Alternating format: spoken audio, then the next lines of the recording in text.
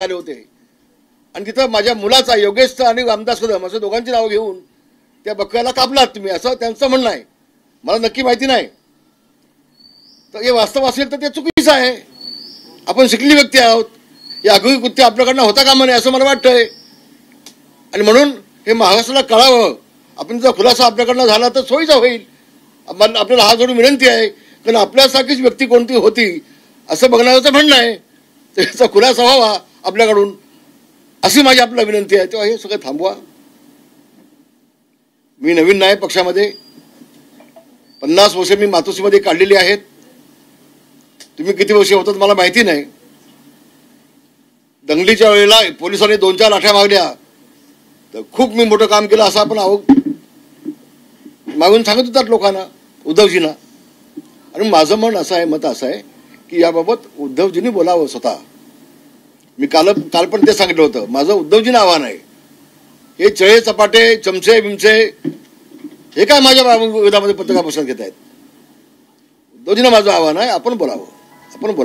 नाहीतर मला नाईलाजानं ह्या सगळ्या घटनेची चौकशी लावावी लागेल.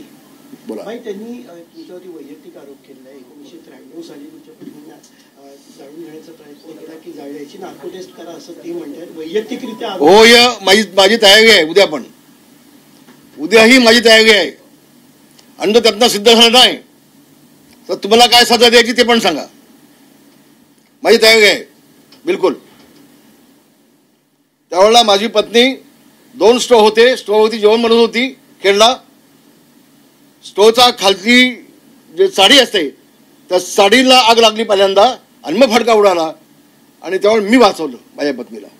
हे हात अजून आहे साक्षीदार, हे जळलेलं माझ्या हात आहेत. माझ्या पत्नीला मी वाचवले. 6 महिने माझी पत्नी जसलोकमध्ये होती, 6 महिने मी ॲडमिट होतो तिथे. मी थांबलो होतो बाजूच्या कॉटमध्ये रूम घेऊन. तू आम्हाला काय सांगतोस रे? हे धंदे आमचे नाहीत. आणि आम्ही आज देखील संसार जीवाभावाने करतो दोघेजण.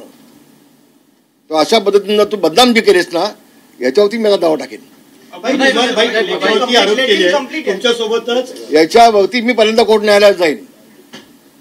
याच्यावरती मी मानहानी दावा टाकेन, 100% टाकेन.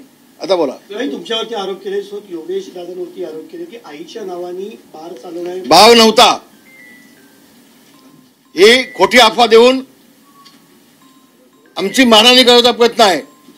ऑर्केस्ट्रा होता.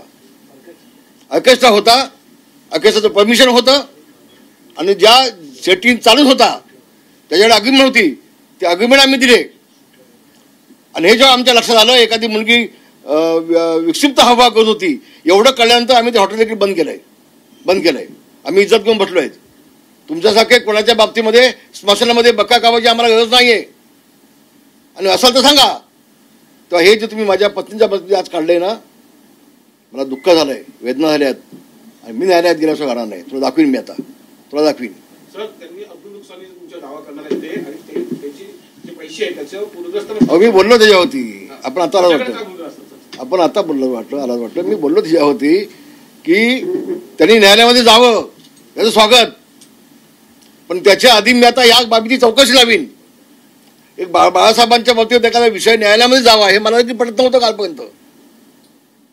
हे माझ्या मनाला रुचणार नाही. पण जर का तुम्ही अशा पद्धतीनं मला खोटं ठेवत असाल, त्या डॉक्टरांना खोटं ठेवत असाल, तर मला देखील न्यायालयामध्ये जायला लागेलच. नव्हे त्याच्या आधी मला चौकशी करायला लागेल. मी CBI चौकशी मागेन या सगळ्या घटनेची. आणि येऊ दे उद्धव साहेबांना पुढं सांगायला. कारण मी होतो तिथं कुठल्या बाकड्यावर झोपत होतो. तुला आता कावीळ झाले, तुला दिसलं कसं आहे बाबा? तुला दिसणार नाही आता. बोला. 14 दसरा मेळावे बाळासाहेब गेल्यानंतर झाले. रामदास कदमांना हे आत्ता का आठवलं? कारण महानगरपालिका निवडणुका येत आहेत म्हणून त्यांना हे आठवलं असं त्यांचं म्हणणं आहे. मग उद्धवजींनी सांगावं ना. बाळासाहेब असताना सगळ्या मेळाव्यामध्ये मला बोलायला दिलं.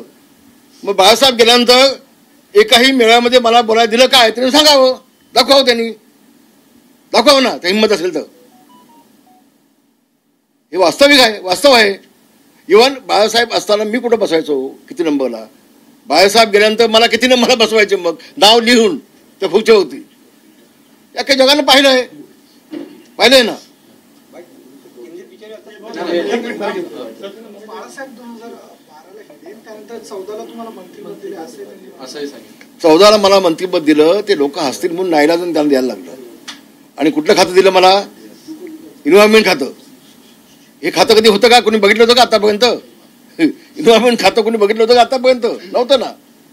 काहीतरी मला द्यायला पाहिजे मंत्री म्हणून ते खातं मला दिलं आणि हे खातं घ्या आणि का बस. पण त्या खात्यामध्ये मी इतका अभ्यास करून ते खातं उजेडावर आणीन असं त्यांना वाटलं नव्हतं, त्यांना कळलं नव्हतं. त्या खात्यात देखील मी अभ्यास करून घेतला आणि मागासला न्याय दिला. प्लास्टिक बंदीसारखा निर्णय घेतला ना मी. तर 14ला दिल्यास तुझा नाईलाज होता म्हणून दिला. पण नंतर तू दिवाकर गावते, रामदास कदम यांना बाजूला ठेवून अपक्षानं काय घेतलं ते सांगा ना. मग अपक्षांचा या पक्ष वाढवण्यासाठी काय संबंध होता? आणि अनिल पवार बोलणार कोण? बरोबर ना, उद्धव ठाकरे बोलू देत ना. प्रश्न आहे, कारण नेहमी अनिल पवार बोलतात, उद्धव ठाकरे का बोलत? उद्धव, माझं तेच म्हणणं आहे, उद्धव ठाकरे बोलू देत ना. काय तुला प्रॉपर्टीचा हिस्सा पण दिलाय का मातोश्री म्हटला अनिल पवारला? बोलू देत त्यांना. आणि वास्तव आहे, दिवाकर गावते, रामदास कदम या दोघांच्या आमदारक्या पण काढल्यात, मंत्रिपद पण काढलं. कशासाठी? आणि अपक्षाने घेता तुम्ही. काय योगदान होतं अपक्षांचा? आणि हेलिकॉप्टर पाठवून तुम्ही अपक्षाने आणलीत, बोलवलीत. वा वा. बाळासाहेब असते तर रामदास कदम साहेब असते तर रामदास कदम दिवाकर गावते दोघेही मंत्रिमंडळामध्ये असते. मी दाव्याने सांगतो. तुमच्याकडे काही अशा गोष्टी आहेत ज्यांच्या त्या अडचणी वाढू शकतात? अहो मीच काय, माझा मुलगा विधिमंडळामध्ये गेल्यापासून पहिल्या दिवसापासून अनिल पवार राजीनामा मागतोय. हा फोटो घे, तुझा माणूस आहे, दे राजीनामा. हा फोटो घे, तुझा माणूस आहे, दे राजीनामा. बाळासाहेब ठाकरेंच्या मृत्यूपत्राबाबत जयदेव ठाकरेंनी देखील आक्षेप घेतले होते, कोर्टात देखील गेले होते. आपण देखील त्यावर आक्षेप घेतलाय. नेमकं काय? मी अजून आक्षेप घेतला नाही. तुम्ही चुकीचं बोलताय, माझ्या तोंडात घालताय. अजून मी आक्षेप घेतलेला नाही. माझ्या तोंडात चुकीचं घालून मला तुम्ही प्रश्न विचारताय. ते तर आपल्या शब्दापर्यंत मागे घ्या. योग्य बोलला मी, योग्य ते बोलणार आहे. ठाकरे आणि उद्धव ठाकरे एकत्र येणार असल्यामुळे जर काय जयदेवनी त्यावेळेला ऑप्शन घेतलं होतं ते आपलं बघायला लागेल काय झालं ते नेमकं. त्यात वास्तव काय ते बघायला लागेल. ते शासनाला मी पत्र देईन, याची माहिती घ्या, देईन ना. काय चला, राज ठाकरे आणि उद्धव ठाकरे एकत्र येणार असल्यामुळे निवडणुकीच्या पार्श्वभूमीवर बाळासाहेब ठाकरे यांच्या मृत्यूपत्राबाबत किंवा 2 दिवस मृतदेह बाहेर ठेवला असं आपण म्हटलं. हा जो काय शिंदे गट बाहेर ठेवला नव्हता. शिंदे गटाचा सुकडा साफ होणार आहे की उद्धव ठाकरेचा मागासा झालाय? पूर्ण सुकडा साफ झालाय, काय शिल्लक नाही.